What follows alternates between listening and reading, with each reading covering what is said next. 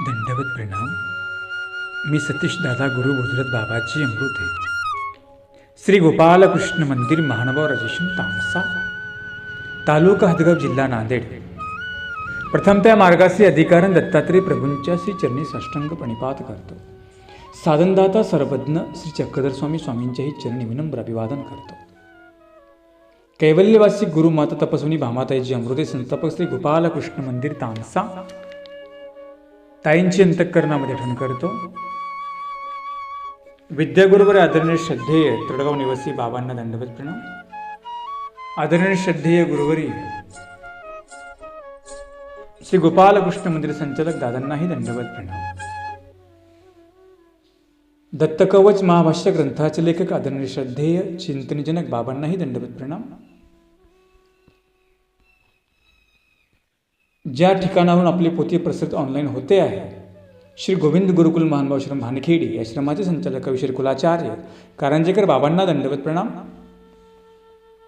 अमृत प्रवर्तक या ग्रुपमध्ये सहभागी असलेल्या सर्व अच्युत गोत्र्यासी दंडवत प्रणाम.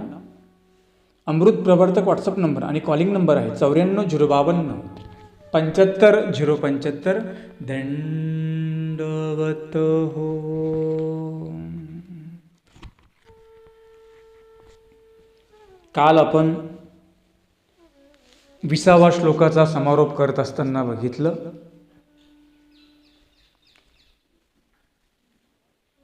दत्तात्रय प्रभू हे जे आहेत,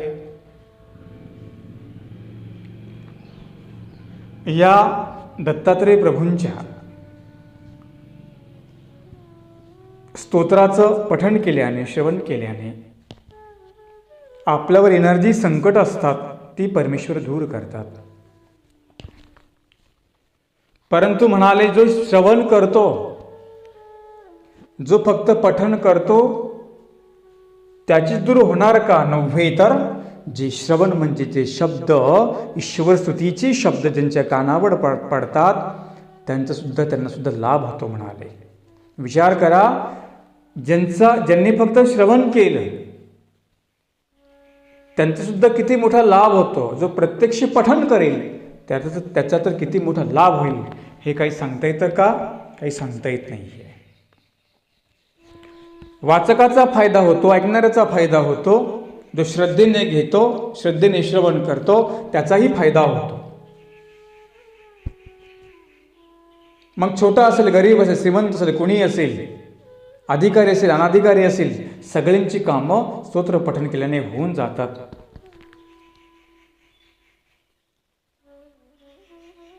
आणि हा दत्तात्रय प्रभूंचा एक विशेष सांगितला की ते कुणी असो त्याचं लवकर काम करून देतात. म्हणजे त्याने जी इच्छिलेलं आहे त्याची ती मनोकामना दत्तात्रय प्रभू पूर्ण करतात. आपण काल बघितलं.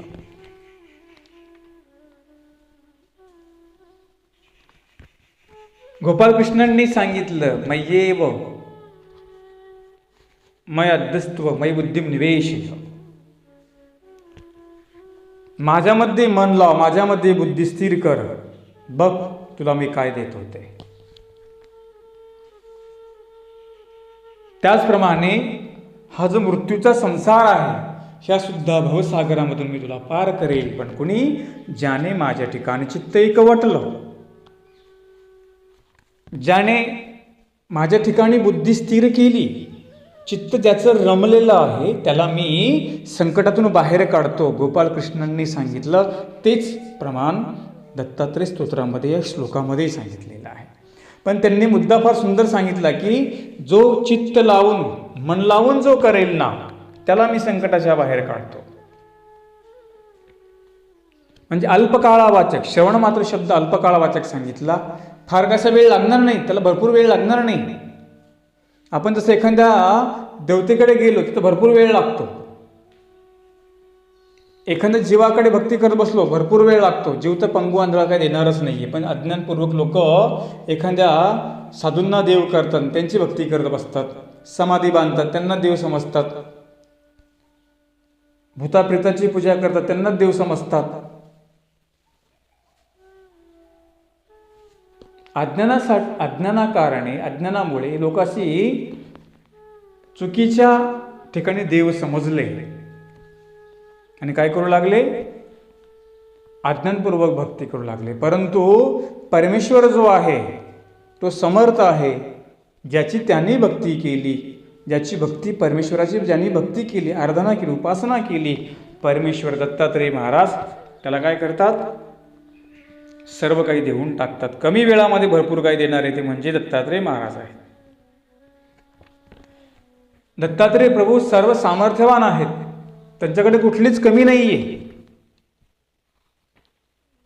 तरी पण त्यांना आपल्या सामर्थ्याचा आपल्याकडे एवढं आहे त्यांना अजिबात अभिमान नाही आहे. मग तो कुणीही परमेश्वर अवतार असेल त्या परमेश्वराला कुठलाच अभिमान नसतो. जसं दत्तात्रेय प्रभूंनी गोंधळी वेश घेतला, मातंगाचा वेश घेतला, त्याचप्रमाणे 24 गुरु केले. 24 गुरु केले म्हणजे दत्तात्रेय प्रभू तर सगळ्या जगाचे गुरु आहेत, त्यांना गुरु करण्याची गरज नाही. परंतु सृष्टीमध्ये जे काही वस्तू आहे त्यांचा त्यांनी गुण घेतला, म्हणजे तो गुण आपल्याला आदर्श सांगितला, आपणही तो गुण घ्यावा. म्हणजे देवाने काय केलं? स्वतः केलं नंतर सांगितलं. आधी केले मग सांगितले. देवाने स्वतः पहिलं केलं मग सांगितलं. जसं गोपालकृष्ण महाराज राजो यज्ञाच्या प्रसंगी आसनावर पण बसतात, पूजेचा मान घेतात, आणि तेच गोपालकृष्ण महाराज पंक्तीमध्ये त्या ऋषी लोकांच्या जी पात्र आहेत भोजनाची ती सेवा करतानाही दिसतात. बघा, आदर्श परमेश्वर आहे की नाही? आहे का अभिमान देवाला? एवढे मोठे चक्रवर्ती सम्राट राजा गोपालकृष्ण महाराज ते सुद्धा काय झाले? तिथे सेवा करू लागले. म्हणजे देवाने पहिले सांगितलं आपल्याला, हा परमेश्वराचा आदर्श आहे आपल्याला. आहे का देवाला अभिमान? नाही. निराभिमान परमेश्वर आहे. पण आपलं कसं, आपल्या जीवाचं कसं सांगितलं? थोडं फरक आहे जर आलं त्याला अभिमान संचारतो. आपण नाही का एखाद्या मंदिरामध्ये जातो, असं वाटत नाही ते झाडून काढावं, पुसून काढावं, तिथे काही कचरा पडला, आपण स्थानाला जातो, मंदिरात जातो, असं वाटतं का आपल्याला तिथे काही कचरा पडला? उलट आपण तिथे कचरा करतो. नारळ स्थानावर ठेवतो आणि ती कॅरी बॅग तिथंच फेकून देतो. ते उचलण्यासाठी आपल्याला वाटतं मी पण आडवा येतो, त्याला वाटतं मी एवढा मोठा साहेब सेठ किंवा एवढा मोठा मी ज्ञानी, एवढं मला सगळं माहिती आहे, मग मी ते उचलू का? असं काय करतो? निरर्थक आपल्याला अभिमान संचारतो. जर तिथे काही दिसलं तर ही प्रवृत्ती आपली सेवा करण्याची झाली पाहिजे. परमेश्वराने सेवा केली, स्वामींनी दास्यमोचक सांगितलं. आपण जरी मंदिरामध्ये गेलो, स्थानाजवळ गेलो की आपल्याला निरर्थक अभिमान संचारतो, मोठेपणाचा अभिमान संचारत असतो. आपण मार्गामध्ये गेलो तर मार्गामध्ये काय नियम आहे? आपण ज्या मार्गामध्ये गेलो, जर त्यांनी काय आपल्याला चहा वगैरे कप आपल्याला चहा त्यांनी दिला किंवा जेवण्यासाठी त्यांनी आपल्याला ताट दिलं तर काय केलं पाहिजे? आपण स्वतः आपला ग्लास, जे काही ताट आपल्याला दिलं, आपण ते स्वच्छ करून ठेवलं पाहिजे. परंतु आपण जातो पाहुण्यासारखे, आता काही सगळेच नाही, काही अज्ञान काय असतं, आम्ही पाहण्यामध्ये येतं. अनेक प्रकारचे लोक मार्गामध्ये येतात. काही काहींना मार्गामध्ये सेवा करण्याचा कमीपणा वाटतो किंवा काहींना लाज वाटते, आम्ही जाऊन तिथं कसं करावं, घरी किती खरकटे घासत बसतील. परंतु इकडं आलं की त्यांना लाज वाटते, स्वतःचं कप धुण्याची, ताटं धुण्याची, हे करण्याची. ग्रामीण भागामध्ये जास्त हा प्रकार आहे. जो शहरी वर्ग आहे तो ठीक आहे, परंतु काही काही ग्रामीण भागामध्ये पण चांगलं आहे. पण काही काही निव्वळ अज्ञान आहे असं दिसून येतं की चहा प्यायचा आणि तिथला जो असतो परिवार ते कप धुत बसतात, त्यांची जेवलेली भांडी घासत बसतात. त्यांना वाटतं आम्ही यांची ते पाहुणे म्हणून आलो. लक्षामध्ये ठेवा, जरी तुम्ही कोणा मार्गात जरी गेले असतील तुमचे ते बाबा पाहुणे, तुम्ही त्यांचे पाहुणे नाही, ते तुमच्या धर्माचे, लक्षामध्ये ठेवा. जर का मग तुमचा कप, तुमचं ताट त्या साधूबायांनी घासलं, तिथल्या कुठल्या परिवाराने घासलं तर त्याचा दोष मात्र तुम्हाला लागला, हे लक्षामध्ये ठेवा. म्हणून तिथं आपण गुण घेण्यासाठी गेलो किंवा गुण करण्यासाठी गेलो, त्यांची सेवा आपल्याला घडावी किंवा त्यांना आपण स्वयंपाक करून द्यावा किंवा तिथले काही जे पडलेली भांडे वगैरे असतात आपण झाडपूस करावी, झाडून काढावी. आपण ते नाही सुचत आपल्याला, आपण फक्त पाहुण्यासारखे जातो. मग तुम्हाला गुण लागला की दोष लागला, तुम्हाला दोष लागणार. म्हणून तिचा अभिमान बाजूला ठेवायचा. आपण तर जसं काही पाहुण्यांसारखं घरी गेलो तसं आपण ते मार्गावर जाऊन वागतो. मार्गामध्ये स्वतःची सेवा स्वतःला करता आली पाहिजे. आपली सेवा कोणी करता कामा नये. हां, तुम्ही परमार्गाची सेवा करा, परंतु एखाद्या ग्रस्ताची साधूने सेवा करू नये ही मात्र काळजी घेतली पाहिजे.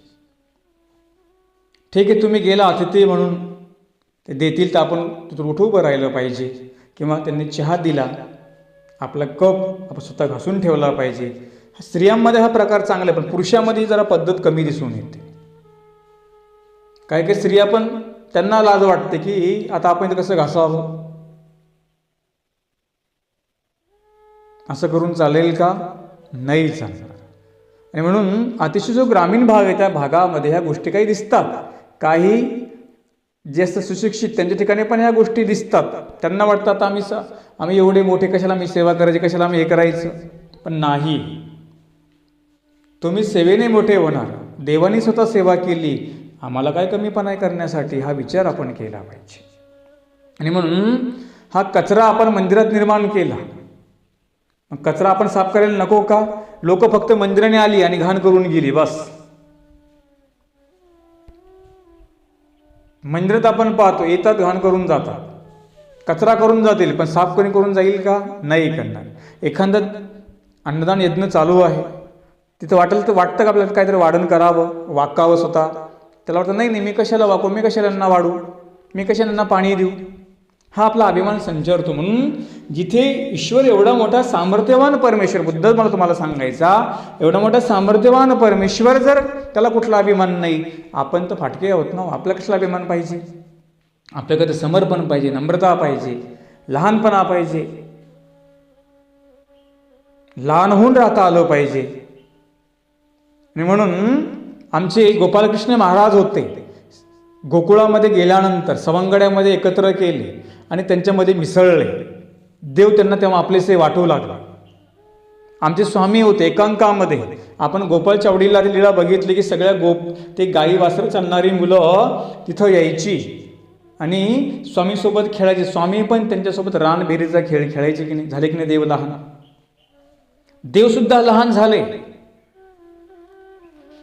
देव त्यांच्यासोबत खेळले. आमचे गोपालकृष्ण महाराज चेंडू फळले खेळली की नाही?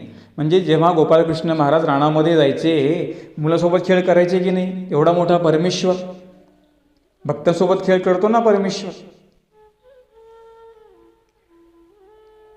त्यांच्यामध्ये मिसळले, लोणी घेतलं, स्वतः पण खाल्लं, त्यांना पण दिलं, अनेकांच्या घरामध्ये गेले, सगळ्यांना परमेश्वराने घडवलं. देवाची लीला असते ती. देव झाले की नाही लहान? ज्यांना जे देत नव्हते, देवाने बळजबरी त्यांचं लोणी हिसकून घेतलं आणि त्यांना घडवलं. त्यांना भजनाचा अधिकार घडला की नाही? देवाची लीळा आहे ती जीवाला न समजणारी आहे. म्हणजे देव असे लहान झाले. गोपालकृष्णांकडे पाहत असताना, देवाचं जीवन पाहत असताना प्रत्येक ठिकाणी गोपालकृष्ण महाराज आम्हाला लहान झालेले दिसतात. त्याचप्रमाणे आमचे स्वामी पण होते. ज्यावेळेस भक्तांसोबत स्वामी खेळ करायचे, धावती पोहवती, धावायला लावायचे, स्वतः पण धावायचे, भक्तांना पोहायला लावायचे, स्वामी पण खेळ करायचे. आणि मग नंतर काय म्हणायचे? बाईसा म्हणायचे, बाबा आता अर्पणेला उशीर झाला, तुम्ही आता बस करा. स्वामी म्हणायचे, आता बाईसांच्या देवा व्हावं लागेल, आता आम्हाला बाईसांचा देव व्हावा लागणार आहे. लगेच स्वामी खेळ सोडून देव व्हायचे. कधी कधी भक्तासोबत ईश्वरी खेळ क्रीडा करायची. झाले की नाही लहान? आहे देवाला काय अभिमान? आमचे चक्रपाणी महाराजांनी हातामध्ये झाडू घेतला, बिदी गुदऱ्या झाडल्या, स्वच्छतेचा मंत्र दिला, देव लहान झाले. सेवा करताना लहान व्हावं लागतं, हे समर्पण याला म्हणतात. गोविंद प्रभू बाबा रुद्रपूरमध्ये 125 वर्ष राहिले. 125 वर्षाच्या काळामध्ये प्रत्येक घरी गेले. मातंगाच्या, ब्राह्मणाच्या, चंभाराच्या, कुंभाराच्या, तेल्याच्या, जेवढ्या का 18 पगड जाती होत्या क्षुद्रांच्या, प्रत्येकाच्या घरी आमचे गोविंद प्रभू बाबा जायचे. त्यांचा काहीतरी पदार्थ ग्रहण करायचे आणि त्यांना काय करायचे? संबंध द्यायचे. देवाने असा भेदभाव केला का? तो तर ईश्वर एवढा मोठा समर्थ, त्याने कधी भेदभाव केला का? अभिमान संचारला देवाला? देवाने असं पाहिलं की नाही, ह्या ब्राह्मणाच्या घरी जावं, हा मातंगाच्या घरी जाऊ नये. देवाने आमच्या मातंगाचा लाडू स्वीकार केला. आहे की नाही निराभिमान तो परमेश्वर, हे तुम्हाला मी प्रमाण.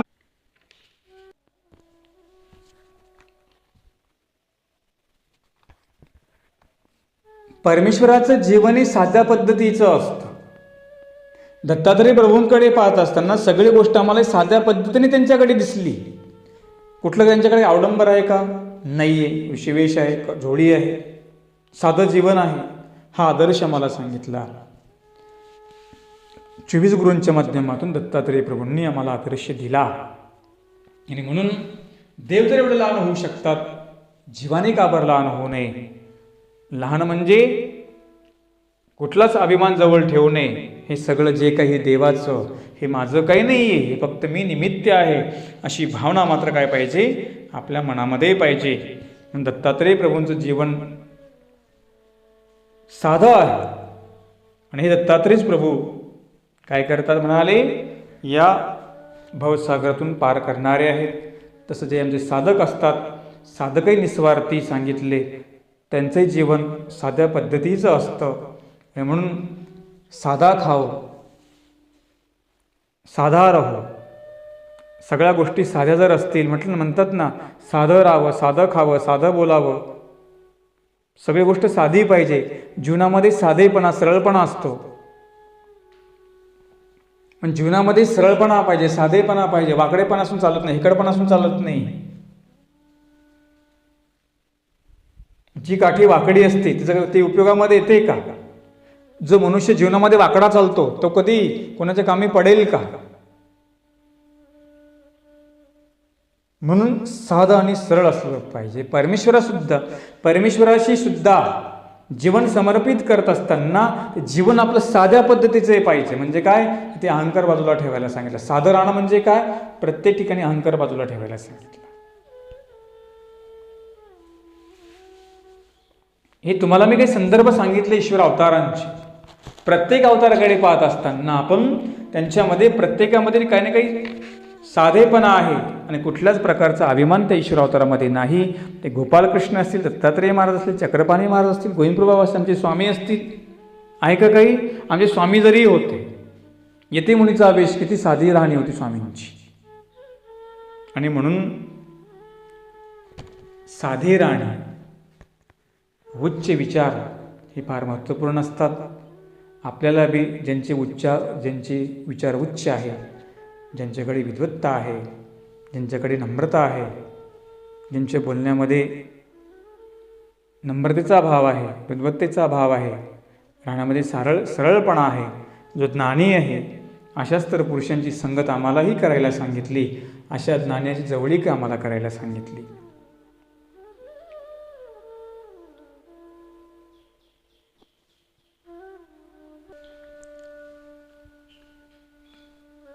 त्याचप्रमाणे ज्यांची कृती सगळी साधी असते, त्यांचं एक प्रभुत्व, एक नेतृत्व वेगळं असतं. आपण समाजामध्ये पाहतो असं काही आहे की ज्यांची राहणीमान साधी असतं, उच्च विचार. काही लोक आपल्या कृतीमधून, आपल्या कार्यातून, आपल्या आचरणामधून एक वेगळ्या प्रकारचा संदेश देतात. आणि म्हणून जीवनामध्ये साधेपणा हा महत्त्वपूर्ण असतो. नाहीतर मग पोटामध्ये एक असं नको. जे आहे ते सरळ पाहिजे राहणीमान. त्याचप्रमाणे जीवनामध्ये काही प्राप्त करायचं तर काय करावं लागेल म्हणाले? दत्तात्रय प्रभूंच्या जीवनाकडे पाहावं लागेल. आणि त्या देवाला आपण साधं राहून त्या देवाला करुणेची हाक मारावी लागेल. तेव्हा तो परमेश्वर आपल्याला संकटातून मुक्त करणारा आहे. आणि म्हणून आपण श्लोकामध्ये बघितलं की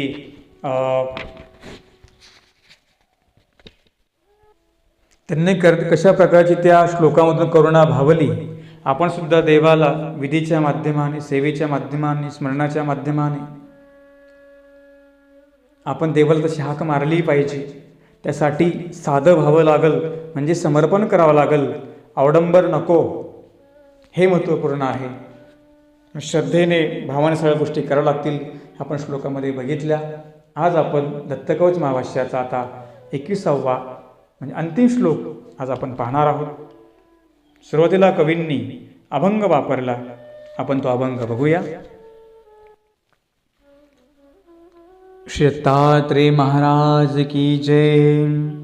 21 श्लोक करी जो पठन, 21 श्लोक करी जो पठन, येई दया घन हृदयात, येई दया घन हृदयात, प्रातःकाळातची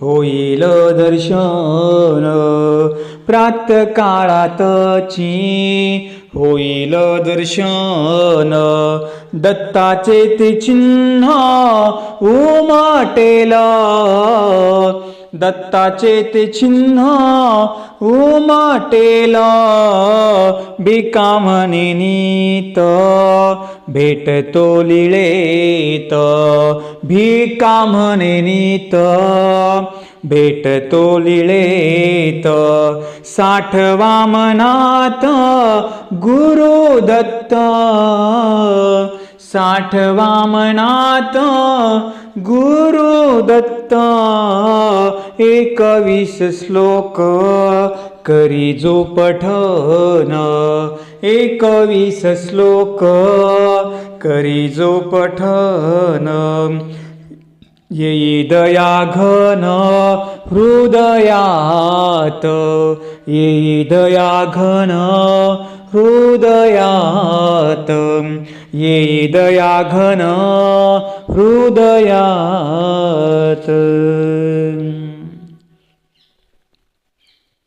हा अभंग, हा श्लोक समारोपाचा श्लोक आहे. ज्याप्रमाणे कलशारोहण महोत्सव आहे त्याचप्रमाणे या श्लोकामध्ये श्रद्धा व दर्शनाचं मिलन आहे. कलशारोहण झालं की सगळा महोत्सव संपन्न होत असतो. जेव्हा कलशारोहण होतं ते त्यानंतर कुठला कार्यक्रम शिल्लक राहतो का मंदिराचा? नाही राहत. तसा हा श्लोक आता कलशारोहण आहे. जाता जाता महत्वाचं सांगावं तसं कवी जीवनाचा अंतिम महत्वाचा सल्ला आपल्याला समारोपीय श्लोकामध्ये देतात. आपण तो श्लोक बघूया. 21 श्लोकानां यः सहस्र पठेन्नरः प्रयत प्रातरुत्थाय साक्षात् देवं सपश्यति, साक्षात् देवं सपश्यति. तर म्हणाले किती श्लोकांचं पारण करायला हवं? 21 श्लोकानां. या श्लोकामध्ये विधी व त्या विधीचं फळ सांगताना कवी म्हणतात 21 श्लोकाचं आवर्तन सुखासनामध्ये बसून अहोरात्र करायचं आहे. ज्याप्रमाणे जेवताना तोंडामध्ये 32 वेळा घास चावायला हवा असं आरोग्यशास्त्र सांगतं, तेव्हा ती पचनक्रिया चांगली होते, तेव्हा ते अन्न आपल्या अंगी लागतं. 32 वेळा घास चावल्यानंतर त्यामध्ये चांगल्या प्रकारचं आरोग्य दडलेलं असतं. त्याचप्रमाणे 32 वेळा जर आपण चावलं तर 32 वेळा जर घास चावून खाल्ला तर उत्तम आरोग्य होतं. त्याचप्रमाणे म्हणाले 21 श्लोकांचं जर 1000 वेळा जर पारायण केलं, ते बी सुखासनामध्ये बसून अहोरात्र ज्यांनी केलं त्यांना म्हणाले प्रत्यक्ष दत्तदर्शन घडतं. हे श्लोकामध्ये सांगितलं. म्हणजे 21 श्लोक 1000 वेळा ज्यांनी पठन केलं त्यांना काय होते म्हणाले? दत्तात्रेय प्रभूंचं दर्शन होतं आणि घडतं. ज्यांनी केलं त्यांचा हा प्रत्येकाला तो अनुभव आहे. ज्यांना दर्शन घ्यायचंय त्यांनी अहोरात्र म्हणजे एका मांडीवर एका दिवसामध्ये ज्यांनी 1000 वेळा पारायण केलं त्यांना बरोबर त्याची अनुभूती दर्शन त्यांना झालेलं आहे. कुणाला ज्यांनी केलं त्यांना त्याचा तो अनुभव. आता ही गोष्ट काही शब्दाने ऐकायची नाही आहे, हे तुम्हाला अनुभव घ्यावा लागेल की काय दर्शन दत्तात्रय प्रभू देतात, काय मनोरथ पूर्ण करतात, कशा पद्धतीने देतात, हे मात्र तुम्हाला ती क्रिया करावी लागेल. 21 वेळा 1000 पठण तुम्हाला करावं लागेल, नंतर तुम्हाला तो दर्शन होईल. तेच कवी सांगतायत. हे दत्तात्रय कवच जे आहे ते म्हणाले 21 खांबाचं मंदिर आहे. 21 श्लोक म्हणजे 21 खांबाचं मंदिर आहे आणि त्या मंदिरामध्ये दत्तात्रय प्रभू विराजमान आहेत. जर तुम्हाला ज्याप्रमाणे आपण ज्या मंदिरामध्ये जातो तिथे त्या मूर्तीचं आपण काय दर्शन पाहत असतो किंवा दर्शन घेतो, तसं म्हणाले या श्लोकामध्ये या मंदिरामध्ये दत्तात्रय प्रभूंची मूर्त आहे. जर मग त्या मंदिरामध्ये दुसरं कोणी आहे का? नाही, तिथे दत्तात्रय प्रभू विराजमान म्हणजे बसलेले आहे. जर तुम्हाला दर्शन घ्यायचं असेल तर काय करावं लागेल? 21 वेळा 21 श्लोक 1000 वेळा पठण करावे लागतील. ज्या मंदिरामध्ये दत्तात्रय प्रभू विराजमान आहेत ते म्हणजे म्हणाले एक प्रकारचे शक्तिस्थळ असतं, ऊर्जा स्रोत असतं आणि त्या मंदिरामधून अखंड कार्य चालू असतं. ज्याप्रमाणे पाण्याच्या संततधारेतून विद्युत निर्मिती होते, त्याचप्रमाणे म्हणाले स्तोत्रातल्या शब्दात सामर्थ्य फार मोठं आहे. ज्या मंदिरात दत्तात्रय प्रभू विराजमान आहेत त्या मंदिरामधून एक प्रकारचं ते मंदिर म्हणजे शक्तिस्थळ आहे, तिथून ऊर्जा भेटत असते. आपण मंदिरामध्ये का जातो? मंदिरामध्ये का जावं? कारण तिथे भगवंताचं अधिष्ठान असतं. आपण मंदिरामध्ये गेल्यानंतर स्थानवंदन करतो किंवा विशेष वंदन करतो. तिथे गेल्यानंतर जी शक्ती आहे ती आम्हाला आमच्यामध्ये एक ऊर्जा निर्माण करत असते, एक आमच्यामध्ये प्रसन्नता आम्हाला वाटतं.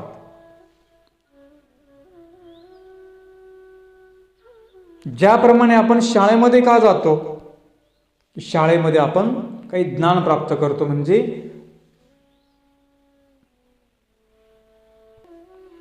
ज्याप्रमाणे आपण शाळेमध्ये ज्ञान शिकण्यासाठी जातो, ज्या शाळेमध्ये आपल्याला व्यवसाय कशा प्रकारे करायचा, कशा प्रकारे आपला विकास करायचा, काय कमवायचं, हे आपण ती विद्या शाळेमधून प्राप्त करतो. त्याप्रमाणे मंदिरामध्ये गेल्यानंतर आपल्या आत्म्याचा विकास होत असतो. मंदिरामध्ये गेल्यानंतर आपण आलो कशासाठी? आपलं काय ध्येय आहे, ज्याला ध्यान म्हणतात, आपण ते ध्यान करतो. कुठे? मंदिरामध्ये जाऊन. तसं भगवंत जर शोधायचं आहे, त्याला भेटायचं आहे, ते कुठे जावं लागेल? मंदिरात जावं लागेल. लोक म्हणतात ना माणसामध्ये देव आहे. माणसात कुठे देव असतो का? देव शोधण्यासाठी मंदिरात जावं लागतं. तो देव माणूस होऊ शकतो, देव माणसात नाही. देव माणूस म्हणजे गुण आत्मसात करू शकतो, पण मनुष्य देव होऊ शकतो का? जीव देव होऊ शकतो का? नाही. जीव तो जीव, देव तो देव. हा, त्या देवा समान तो बनवू शकतो जर त्यांनी ठरवलं ना. या जीवाने देवा समान म्हणजे काय? ईश्वरीच्या आनंदाला तो पात्र होऊ शकतो. आपण नाही का काय देव म्हणजे माणूस आहे, भला माणूस आहे हो. म्हणजे काय करतो? त्याचं आचरण चांगलं, त्याची कृती चांगली, त्याचे विचार चांगले, उच्चार चांगले, त्याचं वर्तन चांगलं, म्हणून तो देव माणूस झाला. देव माणूस म्हणजे कोण? भला माणूस. भलं कोण करतो? परमेश्वर करतो. जीव भलं करतो. पहा प्रपंचामध्ये कधी कोण्या जीवाने कोणाचं भलं केलं का? भलं म्हणजे जीवाने जीवाला मोक्ष दिला का? आपण तर एकमेकाचं भलं करतो, पण कधी जर त्यांनी काही आपल्याला दिलं किंवा आपण त्यांना काही दिलं, मग आपण एकमेकाचं भलं करत असतो. असं करतो का निस्वार्थी कोणी कोणाचं भलं? थोडेफार लोक सोडले तर थोडेफार, पण प्रत्येकाला अपेक्षा असते की नाही त्यांच्याकडून काही मला भेटावं. तो पण म्हणतो जर यांनी काही मला दिलं तरच मी यांचं भलं करतो की नाही. असं ईश्वर तसा नाही. ईश्वर वेगळा आहे. ज्याप्रमाणे एखादी देवता असते, ती काय करते, काहीतरी मागते, याला बळी मागते, 2 पायाचा 4 पायाचा, तेव्हा त्याचं भलं करते. आणि हा पण काय करतो, आपलं भलं करण्यासाठी त्या देवतेला काहीतरी बळी देतो. म्हणजे दोन्ही पण स्वार्थी ना, देवता स्वार्थी, जीव पण स्वार्थी आहे. म्हणजे याला पण जिभेचे चोचले असतात, पण हा काहीतरी असं बोलतो, देवता पण ती भोग घेते, तेव्हा त्याचं भलं करते. पण लगेच भलं करते का ती पण नाही, ती पहिला दुःख भोगवते, मग याचं भलं करते. ती त्याचा वेळ आली तर, नाहीतर ढकलून देते. देवता तशी आहे, जीव पण तसाच आहे. जर आपण कोणाचं काही भलं केलं तर कोणी आपलं करतं आणि करावं. आपण जर कोणाच्या कामी पडलो तरच कोणी आपल्या कामी पडेल ना. जर आपण आपला स्वार्थ बघत राहिलो, आपल्या कोणी कामी पडेल का? नाही पडणार. मग देवाने काय केलं, देवाने सगळ्यांचं भलं करण्याचं ठरवलं. मग जर आपलं भलं करायचं असेल तर कुठे जावं लागेल, जिथे भगवंताचं अधिष्ठान आहे, मंदिरात जावं लागेल. का जावं लागेल? तिथून एक प्रकारची ऊर्जा आम्हाला प्राप्त होत असते. म्हणजे कोणती ऊर्जा? अध्यात्म ऊर्जा. आत्म्याचा विकास तिथे आमचा होत असतो. आत्म्याचं भलं कशामध्ये आहे? ध्यानस्थ बसून डोळे बंद करून तुम्ही फक्त जरा आपल्या जीवनामध्ये प्रयोग करत जा. आपल्या मंदिरासमोर आपली देवपूजा असते, विशेष असतो, स्थान असतं. तिथे गेल्यानंतर तुम्ही जरा स्वतःला संयमित करा, शांत बसा, डोळे बंद करून स्मरण करा. बघा, तुम्हाला एक वेगळ्या प्रकारचा अनुभव तिथे येतो.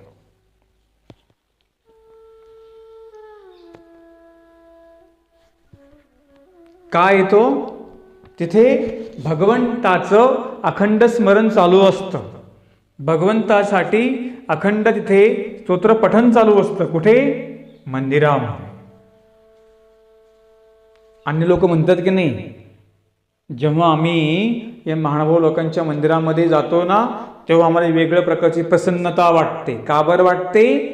तिथं नित्यनेमाने पठण चालतं, चिंतन चालतं, स्मरण चालतं, पूजावसर चालतो, त्रिकाळ आरती चालते. म्हणून तिथे एक वेगळी प्रकारची प्रसन्नता जाणवते त्या लोकांना. अन्य लोकांना पण जाणवते की नाही? जाणवते. तसं आपण जरी आपल्या घरी, मला तुम्हाला मुद्दा तुम्ही सांगितला होता पूजावसर करण्याचा किती फायदा येतो, तसं आपण जर आपल्या घरी अशा प्रकारचे स्तवन केले, पठण केले, पूजा केली, स्मरण केलं, तर सुद्धा आपल्याला सुद्धा आपल्यामध्ये एक प्रकारची ॲक्टिव्ह ऊर्जा निर्माण होते. म्हणजे काय? चांगलंच करावं, विधीच करावा, देवधर्म करावा, स्मरण करावं, हे सगळं चांगलं आपल्याला स्फुरतं. ज्याप्रमाणे ती विद्युत निर्मिती अखंड होते पाण्याच्या धारेने, त्याचप्रमाणे म्हटले जो अखंड प्रयत्न करतो, जो अखंड स्तोत्र करतो, अखंड जो ईश्वराच्या चिंतनामध्ये रममान आहे, त्यालाच ती एक वेगळ्या प्रकारचा अनुभव त्याला येतो. आणि जो करत नाही त्याला कुठल्या प्रकारचा अनुभव येत नाही. म्हणून पाठीमागे त्यांनी शब्द फार सुंदर वापरला, एकाग्र आणि मन चित्त ठेवून. जो एकाग्र बुद्धीने मन स्थिर करून, सांगितलं ना, चित्ताची स्थिरता, मनाची एकाग्रता, चित्ताची स्थिरता. काय सांगितलं? मनाची एकाग्रता, चित्तही आपलं स्थिर पाहिजे. तेव्हा काय होईल? तेव्हा ती साधना तुमच्याकडून होईल. तेव्हा तुम्ही काहीतरी प्राप्त करू शकता. याचं मन चल विचल, मनात दुसरेचे विचार, मनात दुसरा कचरा भरलेला, बसलं तर घरी पारायणाला, पण मनामध्ये अनेक विचार, तर होईल का आपल्याला? ते साध्य नाही होणार. म्हणून ते चित्ताची एकाग्रता फार महत्वाची आहे. म्हणून ज्यांनी अशा प्रकारे जे पठण केलं 1000 वेळा, त्या स्तोत्रातल्या शब्दाचं सामर्थ्य फार वेगळं आहे. जो करतो त्याला त्याचा अनुभव येईल आणि येतो, हे त्यांनी सांगितलं. परंतु म्हणाले ते पारायणचं स्वरूप कसं आहे, कसं करावं ते पारायण? एवढं जे सांगितलं त्यांनी, ते पारायण कसं करावं? प्रयत्न म्हणजे यत्न करता प्रतिबद्धतेचा संयम हवा. प्रयत्न सांगितला बघा. प्रयत्न म्हणजे ज्याला आपण प्रयत्नांची पराकाष्ठा म्हणतो, आणि ती प्रयत्नांची पराकाष्ठा संयम केल्याशिवाय साधत नाही. त्याचप्रमाणे तो संयम करत असताना ती निश्चयात्मक सदृढ भावना आपली प्रथम असावी लागते. हा प्रेत शब्दातला आशय आहे आणि हेच खरं पारायणाचं खरं स्वरूप आहे. म्हणजे उदाहरणार्थ ते सांगतात की ज्यांना हे सामर्थ्य बघायचं आहे, अनुभव घ्यायचा आहे, दर्शन घ्यायचं आहे, अनुभूती घ्यायची आहे, त्यांना म्हणाले तेवढं ते पारायण सोपं नाहीये. फार मोठी प्रयत्नांची पराकाष्ठा करावी लागेल, स्वतःला संयमित करावं लागेल आणि दृढ विश्वास ठेवावा लागेल. म्हणजे भल्या पाठे उठावं लागतं. काही काही लोक 2ला स्मरणाला बसतात, पारायणाला बसतात, काही 3ला बसतात. सगळे निद्रा, स्वभाव आपले जे आहेत, तुमची झोप, आळस, हे सगळं बाजूला ठेवावं लागतं. मनाला एकाग्र करावं लागतं, इंद्रियांना संयमित करावं लागतं. तेव्हाच ते पठण तुमच्याकडून होईल. जर मध्ये मध्ये खात बसले झोप येणार नाही का तुम्हाला? म्हणून शब्द वापरला अहोरात्र, दिवस रात्र जे करून, दिवसाचं रात्र करून जे पारायण करतील त्यांना म्हणाले हे करत असताना मात्र संयम करावा लागेल. दिवस रात्र करून चालेल का फक्त? नाही, संयमही करावा लागेल, प्रयत्नांची पराकाष्ठा करावा लागेल आणि दृढ विश्वास ठेवून ते करावं लागेल. हेच म्हटले खरं स्वरूप पारायणाचं आहे. अजून म्हटले कसं स्वरूप आहे, कसं करावं, श्लोक कसे म्हणावेत, उच्चाराची स्पष्टता आणि अंतरीचा ओलावा असावा. तर काय म्हटले, थातुरमातुर पारायण करावं का, कसं पण करावं का, अर्धवट करावं का, अर्ध म्हणावं का, अर्ध सोडून द्यावं का, अर्धा श्लोक म्हणावा का? म्हणाले नाही. शब्द उच्चार शुद्ध असावे, शब्द उच्चार स्पष्ट असला पाहिजे. श्लोकाची चाल श्रवणी असावी, म्हणजे ते आपल्या ऐकताना कानाला गोड वाटले पाहिजे, भेसूर करू नये. शब्दात भावना ओतल्या जावी. तर म्हटलं काय फक्त नुसतं मोगम म्हणावं का? नाही, आपण जे शब्द उच्चारतो त्या शब्दामध्ये आपली भावना पाहिजे. ती भावना आपल्याला व्यक्त करता आली पाहिजे. श्रद्धेने, आत्मीतील तन्मयतेने तो श्लोक उच्चारण तिथे झाला पाहिजे. आपण देवाचा कुठलाही विधी करताना तो फार श्रद्धेने मनातून झाला पाहिजे. बघा देवाचा कुठलाही विधी करताना तो मनाभावातून केला तरच फायदा होतो. म्हणून त्यांनी शब्द वापरला श्रद्धेने. फक्त मग वरवडे म्हटलं चालेल का? काही काही पारायण करतात, थतुर मातुर करतात, म्हणजे कस तरीच करतात, करायचं म्हणून करतात, किंवा काही काही डोक्यावर वजन ठेवल्यासारखं म्हणून करतात. ते जे तुम्ही करताय मग कसं करा, सकाम करा की निष्काम करा, तुमचा कुठलाही हेतू असेल त्या पद्धतीने करा. परंतु कसं करावं म्हणाले, शब्दांची स्पष्टता, उच्चारता आणि तिथे ओलावा पाहिजे, म्हणजे आवडी पाहिजे. नाही तर काही काही फक्त भाटासारखं करायचं म्हणून करतात. तुमची तळमळ त्या करण्यापाठीमागे पाहिजे. नाहीतर मग पारायणात बसले परंतु कशा पद्धतीने करतायत, करताना काहींना पारायण झोप येते, काहींना मग नको नको वाटतं, कधी कधी उरकेलं वाटतं, किंवा काही काही स्पष्ट उच्चार करत नाही, काही मनातल्या मनातच करतात. आपण नाही का नामस्मरण करताना पाहतो ना, काही काही अर्धवट नाम म्हणतात, अर्धवटच मणी वडतात, एकदा 4 मणी वडतात. किंवा कसं करावं म्हणाले, हे पारायण जेव्हा आपल्या घरामध्ये पठण चालू असतं तेव्हा घरातला जो परिवार आहे त्याने सुद्धा तिथे उठून बसावं, त्या विधीमध्ये सहभागी व्हावं. नाहीतर आपण बऱ्याच ठिकाणी पाहतो काहीतरी आपले पारायण लावून देतात, काही झोपलेले असतात, काही इकडे पारायण लावून देतात, तिकडे टी व्ही पाहत बसतात, काही मोबाईलचे काही पिक्चर सॉंग लावून देतात. म्हणजे सगळी खिचडी आपण करत असतो. पण जेव्हा आपण एखादा ईश्वराचा विधी करतो, मग ते काही असेल, स्मरण असेल, पारायण असेल, पूजावसर असेल, तेव्हा मात्र आपलं मन मात्र ठिकाण्यावर पाहिजे, चित्त एकाग्र पाहिजे. मग हे पठण करत असताना जर का काही आपण चुकीचे शब्द आपल्याला वापरले गेले तर मग काय होईल? इष्टाच्या ऐवजी म्हणाले अनिष्टच पदरात पडतो, याचा उल्लेख पुराणामध्ये आहे. उदाहरणार्थ स्वामींच्या ठिकाणी एक पद गाण्यासाठी आला. स्वामी एका मंदिरामध्ये बसले होते आणि तो म्हणजे पद बांधणारा त्यांनीच पदे देवतेची बांधली, तो गायन करू लागला आणि स्वामींकडे तो आला आणि ते म्हणतो रवळ्या, त्याचं नाव रवळ्या नाव असतं त्याचं. आणि मग तो रवळा नावाचा व्यक्ती स्वामींकडे येतो, ते गीत देवतेची पदे गातो आणि गायल्यानंतर तो स्वामींना म्हणतो जीजी गीतो कैसा झाला? स्वामी सांगतात तुझा निर्वंश होईल, असं गीत म्हटलं तू, देवता तुझा निर्वंश करून टाकेल. अशा प्रकारे तो चुकीचे मंत्र म्हटले, चुकीची तो वाक्य वापरली आणि मग तो घाबरला. म्हणजे देवतेच्या जर स्तुतीमध्ये जर काही चुकीचं म्हटलं गेलं, देवता लगेच काय करते? ज्याने ते मंत्र म्हटले ना त्याला कोप करते. असा पुराणामध्ये संदर्भ आलेत. आमच्या स्वामींनी चरित्रामध्ये हा प्रसंग सांगितला. इथे तर प्रत्यक्ष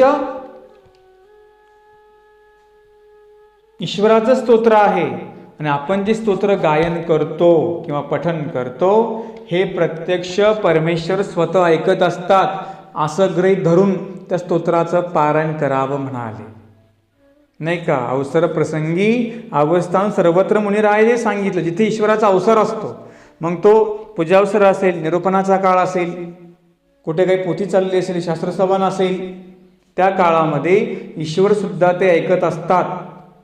विचार करा, तुम्हाला झोपून ऐकता येईल का? जेवताना ऐकता येईल का? टी व्ही बघताना ऐकता येईल का? हे निरूपण ऐकता येईल तुम्हाला? नाही. उलट तिथे तुम्ही निरूपण ऐकत असताना जर गाठी घेऊन बसले, सेवा करताना निरूपण श्रवण केलं तर तुम्हाला दोन्ही पण लाभ होतील की नाही? सेवेचा होतो, स्मरणाचा होतो आणि निरूपणाचाही होतो. तसं घरामध्ये पारायण चाललेलं आहे, एखादा मोठा उच्चारण पारायण करतो, मग काही काही पाय पसरून बसलेले असतात, काही झोपलेले असतात, काही काही गप्पा मारत असतात. चालतो बघा, आपल्या घरी पण असं चालतं, पाहण्यामध्ये येतं. काही काही गप्पा मारतात, म्हणजे एवढं पारायण चाललं, कमीत कमी आपल्याला होत नाही, शब्द तरी आपल्या कानावर पडले पाहिजे, हा तरी आपण विचार करतो का? स्वतः तर करत नाही, पण एखादा करतो, त्याचा पण आपण ऐकत नाही. किंवा एखादं कुठे पारायण चालू आहे मंदिरामध्ये, आपण जाऊन तिथे बसावं, शब्द जर आपल्या कानावर पडली तर आपणही पवित्र होऊन जाऊ. तेवढं करतो का आपण? अजिबात करत नाही. आणि मग घरामध्ये असं कुठं पाहण्यामध्ये येतं, इकडे ईश्वराचा विधी चालतो आणि मग तिकडे कुठे आपला टी व्ही चालू असतो, ती बाई स्वयंपाक करत असते, म्हणजे सगळ्या घरामध्ये आपला वेगळा ताल असतो, हो की नाही? एक स्वयंपाक करते, एक टी व्ही पाहतो, एक पाय पसरून बसतो, एक आपला बिचारा देवपूजा करत असतो. म्हणजे का तुम्हाला विधी सांगितलेलं नाही का देवाने? का तुम्ही सगळे पावले बाकीचे एकट्यात ते म्हातारांनी करावा का? तरुणांनी करू नये का? काय म्हातारांनी देवधर्म करावा असं काय नियम लेबल दिलंय काय? सांगितलंय का शास्त्रामध्ये? तरुणांनी देवधर्म करू नये, फक्त म्हाताऱ्यांनीच करावा असं सांगितलंय का? काय घरातल्या सुनांनी देवधर्म करू नये, फक्त सासऱ्यांनीच करावा, सासऱ्यांनीच करावा सांगितलंय का? असं कुठं लिखाण करून नाही. पण आपण काय करतो? पारायण करणे म्हणतात म्हाताऱ्यांची काम, देवधर्म म्हणाले म्हाताऱ्यांची कामं आहेत, हे सांगतात आम्हाला लई कामं असतात. पण लक्षामध्ये ठेवा, जिथे पठण चाललं, विधी चालला, आपण सर्वांनी त्यामध्ये सहभागी व्हावं, तो विधी करावा. एवढी पवित्रता त्यांनी पाळायला सांगितली. जर तुम्ही पठण करत असताना शब्दाचे उच्चार स्पष्ट असेल, चाल बरोबर असेल आणि तुमची जर भावना त्याच्यामध्ये असेल तर काय होतं? प्रत्यक्ष तुम्ही जे पठण करता ते स्वतःही देव श्रवण करत असतात, हे लक्षामध्ये ठेवा. आणि म्हणून एवढं काही सोपं नाही सगळ्या गोष्टी. आपण कसं पण करतो, कसं पण राहतो, कसं करून चालेल का? नाही. तशा पद्धतीने तो विधी करावा लागेल. पारायण करायचं, दंडोत घालून बसावं लागेल. पारायण करून उठलो, 2 दंडोत घालून उठावे. पारायण करताना 2 दंडवत घालावे वेगळे, 5 देवाची 2 विधीची घालावी. मग तुम्ही सेवा करसाल, स्मरण करसाल, ती 2 दंडोत पहिली झालीच पाहिजे. पोथी श्रवण करसाल, 2 दंडोत पहिले घालावी लागतात, नंतर ऐकावं लागतं. असं चालतं कसं पण करून, तर तुम्हाला ते प्रणवणार नाही.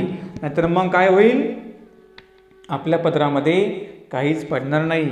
आपण ती लीला बघितली की देवतेचे चुकीचे मंत्र म्हटले, तर त्याचा काय झालं, देवतेने सांगितलं याचा निरोष करून टाकला. शिवस्तोत्र कसं पठण केलं पाहिजे, कसं उच्चार केला पाहिजे आपण बघितलं. अजून ते स्तोत्र कधी म्हणावं, कशा प्रकारे पठण करावं, हे मात्र आपण उद्याच्या भागामध्ये बघूया. दंडवत प्रणाम.